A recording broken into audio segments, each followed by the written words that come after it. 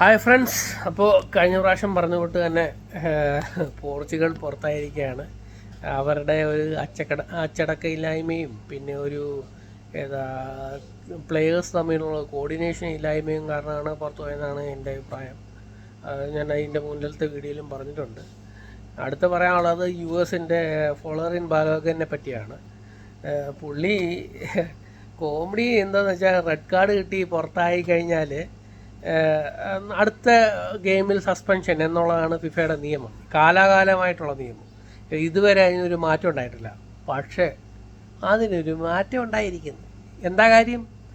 നമ്മുടെ Donald Trump പുള്ളി phone എടുത്ത് വെച്ചൊന്ന് കറക്കിയിട്ട് പറഞ്ഞ, ഫിഫ ചേട്ടാ ഞങ്ങളുടെ കളി വരുന്നുണ്ട്, ബെൽജിയം ഭയങ്കര ടൈറ്റ് ടീമാണ്, ഞങ്ങളുടെ സ്റ്റാർ സ്ട്രൈക്കറാണ് ഇവനെ ഇറക്കിയില്ലെങ്കിൽ നടക്കത്തില്ല, മോനെ ഒന്ന് അഡ്ജസ്റ്റ് ചെയ്തൊന്ന് സെറ്റാക്കി ഒന്ന് വിടാമോ അകത്തോട്ട്. അപ്പോൾ ഫിഫ പറഞ്ഞാൽ അത് പിന്നെ എങ്ങനെ ചേട്ടാ, ഞങ്ങൾ ഇത്രയും നാളായിട്ടുള്ള ഒരു പാരമ്പര്യം ഞങ്ങളുടെ ഒരു പ്രതിഷ്ഠയും ഒക്കെ വെച്ച് ഇത് പാടില്ലാത്തതാണ്, പക്ഷെ ചേട്ടൻ പറഞ്ഞുകൊണ്ട് ഞാനിതങ്ങ് സാധിച്ചു തരുക എന്ന് പറഞ്ഞിട്ട് പുള്ളി ഇപ്പോൾ അടുത്ത കളിക്ക് കളിക്കാനുണ്ട്.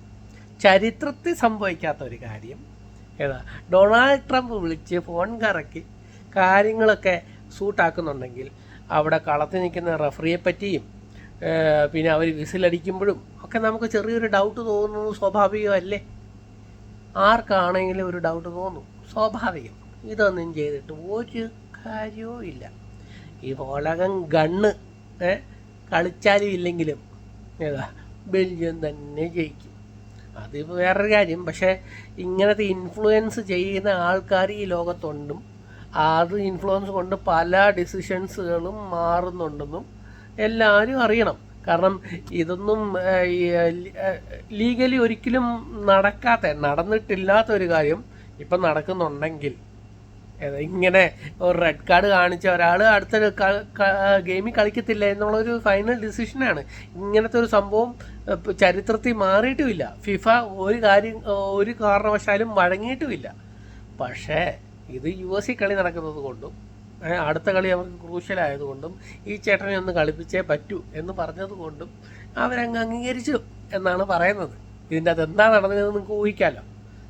അപ്പം അവിടെ നിൽക്കുന്ന റഫറിയോടും അങ്ങനത്തെ കാര്യങ്ങളൊക്കെ ഡൊണാൾഡ് ട്രംപിൻ്റെ ആൾക്കാർക്കോ ഒക്കെ പറയാം.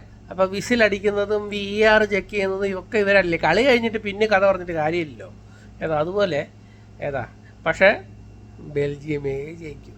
അത് വേറൊരു കാര്യം. ഈ കളി നടക്കുന്നത് ഇപ്പോൾ 6:15 ഉള്ളൂ, 8 മണിക്കാണ് കളി നടക്കുന്നത്. അതിൻ്റെ മുമ്പാണ് ഈ പറഞ്ഞിരിക്കുന്നത് കേട്ടോ.